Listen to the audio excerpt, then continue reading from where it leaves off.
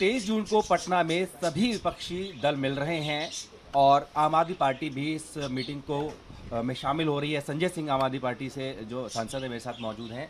संजय जी, हर दल की अपनी अपनी प्राथमिकताएं देखने को मिल रही है। आपकी प्राथमिकता अध्यादेश है, तो कांग्रेस नेताओं ने कहा कि आप पार्टी का जो मीटिंग है वो एजेंडा आप तय नहीं कर सकते हैं, संविधानिक कॉपी भी आप लेके जा रहे हैं। जब अलग अलग सबकी प्राथमिकताएं हैं तो एकजुटता कैसे बनेगी? तो सारे मुद्दों पर बातचीत होगी। जिन जिन पार्टियों की जो जो प्राथमिकताएं हैं उन सभी विषयों पर बातचीत होगी बैठक में। आम आदमी पार्टी का जो मुद्दा है वो हम लोगों ने सामने रखा है और उसमें तमाम विपक्षी दलों ने पहले भी समर्थन जताया। हमारा मुद्दा क्या है? हमारा मुद्दा है कि इस देश के संघीय ढांचे पर प्रहार हुआ है। हमारा मुद्दा है कि भारत के सर्वोच्च न्यायालय के ऊपर प्रहार हुआ है। हमारा मुद्दा है कि भारत के सर्वोच्च न्यायालय के 5 जजों के फैसले को 8 दिन में मोदी सरकार ने बदल दिया। तो ये एक बहुत बड़ा मुद्दा है जिस पे सारी राजनीतिक पार्टियों ने अपना समर्थन भी दिया है। पिछले दिनों कल की बैठक में इस मुद्दे पे व्यापक चर्चा होगी और मुझे लगता है कि सार्थक परिणाम निकलना चाहिए। कांग्रेस को कैसे आदेंगे? क्योंकि मध्य प्रदेश की बात करें, छत्तीसगढ़ के अपने खिलाफ चुनाव लड़ने जा रहे हैं और ऐसे में कांग्रेस के जो पहले भी हमने देखा कुछ स्टेट यूनिट्स हैं वो इस चीज़ को लेकर तैयार नहीं है कि आपके साथ आया जाए। देखिए, आम आदमी पार्टी एक राष्ट्रीय पार्टी है और मुझे नहीं लगता कि ये कोई एक बड़ा विषय है। कोई पार्टी चुनाव नहीं लड़ेगी ये तो हो नहीं सकता। हर पार्टी चुनाव लड़ रही है। कांग्रेस पार्टी मार्क्सवादी कम्युनिस्ट पार्टी के खिलाफ केरल में चुनाव लड़ रही है। कांग्रेस पार्टी हमारे खिलाफ दिल्ली पंजाब में चुनाव लड़ रही है। कांग्रेस पार्टी बंगाल में भी चुनाव लड़ रही है। बावजूद इसके बावजूद राष्ट्रीय मसलों पे बीआरएस के खिलाफ भी चुनाव लड़ रही है तेलंगाना में। राष्ट्रीय मसलों पे देखिए क्या हमारी भूमिका रहती है। जब भी अरुणाचल में कांग्रेस की सरकार गिराई गई हमने कांग्रेस का साथ दिया। उत्तराखंड में सरकार गिराई गई, गोवा में सरकार गिराई गई, कर्नाटक मध्य प्रदेश में सरकार गिराई गई, महाराष्ट्र में तोड़फोड़ करके सरकार गिराई गई, हमने कांग्रेस का साथ दिया। हमने कहा नहीं, लोकतंत्र पे हमला नहीं होना चाहिए, खरीद फरोख्त की राजनीति नहीं होनी चाहिए, ईडी सीबीआई का दुरुपयोग नहीं होना चाहिए, सरकारों को नहीं गिराना चाहिए। जब विपक्ष के उम्मीदवार के तौर पे कांग्रेस पार्टी ने मीरा कुमार जी को राष्ट्रपति के लिए खड़ा किया, हमने कांग्रेस पार्टी का साथ दिया। उपराष्ट्रपति के लिए मार्गरेट आल्वा जी को खड़ा किया, हमने कांग्रेस पार्टी का साथ दिया।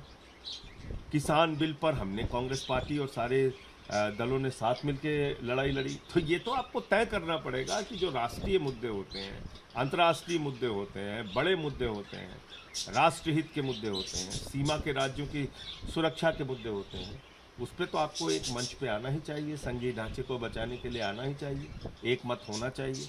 बाकी राज्यों में कौन पार्टी किसके खिलाफ चुनाव लड़ती है वो बड़ा मुद्दा नहीं है मेरे हिसाब से। संजय जी, इस सवाल को मैं थोड़ा आगे बढ़ाता हूँ। कांग्रेस ने अभी तक आपको मिलने का समय नहीं दिया है और अगर इस अध्यादेश बिल की शक्ल में जो राज्यसभा में आएगा रोकना है तो कांग्रेस का समर्थन आपको जरूर चाहिए होगा। अगर इस तरीके से अभी तक जिस रुख उनका दिख रहा है साथ नहीं मिलता है तो संख्या बल कैसे जुटाएंगे? देखिए, कांग्रेस पार्टी के गठबंधन में जो दल हैं उन्होंने भी समर्थन अपना दिया है आम आदमी पार्टी को। कांग्रेस का क्या मत है वो कल की बैठक से स्पष्ट हो जाएगा। कल बैठक में आ ही रही कांग्रेस पार्टी। बैठक से पहले ही जो बीजेपी के नेता हैं वो कह रहे हैं कि आपने बारात तो इकट्ठी कर ली है लेकिन दूल्हा कौन है तय नहीं हो पा रहा है, तो बता दीजिए दूल्हा कौन है? भाजपाइयों को कुछ कहने का हक है। जिनके पुरखे जिन्ना की मुस्लिम लीग के साथ 3 राज्यों में सरकार बना चुके हैं, जो लोग अफजल गुरु को शहीद मानने वाली पीडीपी के साथ सरकार बना चुके हैं, जिनका कोई सिद्धांत नहीं, कोई मूल्य नहीं, दुनिया की सबसे भ्रष्ट और नफरत की सबसे बड़ी फैक्ट्री भारतीय जनता पार्टी, जिसको तो अब मैं भारतीय झगड़ा पार्टी कहता हूँ, पूरे देश में इन्होंने झगड़ा लड़ा रखा है। ये चाहते हैं देश बर्बाद होता रहे, लोग इकट्ठे ना हो, इनके खिलाफ इकट्ठे ना हो। ये देश की बर्बादी चाहते हैं। ये महंगाई बढ़ाएंगे, कोई ना बोले। ये अडानी के साथ मिलके देश को लूटेंगे, कोई ना बोले। लाखों करोड़ पूंजीपतियों का माफ कर देंगे, कोई ना बोले। रेल, सेल, कोल इंडिया, हिंदुस्तान की तमाम संपत्तियां बेचेंगे, कोई आवाज ना उठाए। ये तो चाहती है बीजेपी।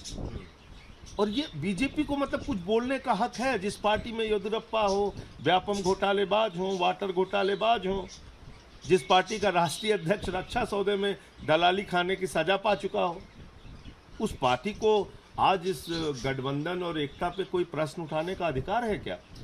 और मैंने तो कहा कि जिनके पुरखे जिन्ना की मुस्लिम लीग के साथ 3 राज्यों में मिलकर सरकार बना चुके हैं, वो आज इस विपक्षी एकता पे सवाल उठा रहे हैं। भारतीय जनता पार्टी सिद्धांत विहीन, मूल्य विहीन, दुनिया की सबसे भ्रष्ट और नफरत की सबसे बड़ी फैक्ट्री है। इसके अलावा कुछ नहीं। मणिपुर हिंसा को लेकर सर्वदलीय बैठक बुलाई गई है, आप उसमें शिरकत करेंगे? देखिए, मणिपुर की हिंसा के बारे में जो कदम केंद्र सरकार को उठाना था वो उन्होंने नहीं उठाया। बैठक में शामिल होने नहीं होने के बारे में पार्टी के अंदर चर्चा करेंगे। प्रधानमंत्री विदेशी दौरे पर अमेरिका में है, इस दौरे को आप कैसे आंकते हैं? और खासकर अगर देखें तो जो उन्होंने गिफ्ट दिया हीरा, वो भी काफ़ी चर्चाओं में है। जिस देश के अंदर 80 करोड़ लोगों को 2 वक्त के राशन की जरूरत पड़ रही है, जो भारत के 14 प्रधानमंत्रियों ने 55 लाख करोड़ का कर्जा लिया और अकेले मोदी जी ने 100 लाख करोड़ रुपए का कर्जा लिया, जिस देश पे 155 लाख करोड़ का कर्जा हो, जिस देश की संपत्तियां औने पौने दामों में मोदी जी बेच रहे हो, और उस देश का राजा जाके अगर हीरे की सौगात भेंट कर रहा है, तो इससे तो आप सवाल उन्हीं से पूछिए कैसे कर पा रहे हैं वो ये काम। तो साफ तौर पर 23 जून को पटना के अंदर मीटिंग है और साफ तौर पर ये संजय सिंह भी कह रहे हैं कि हर पार्टी का अपना मुद्दा हो सकता है, तो सभी विषयों पर चर्चा हो जाए, लेकिन विपक्ष को अब एक साथ आवाज़ उठाने की जरूरत है। अपनी वीडियो की अशोक चौहान के साथ जितेंद्र भाटी, भारतवर्ष, दिल्ली।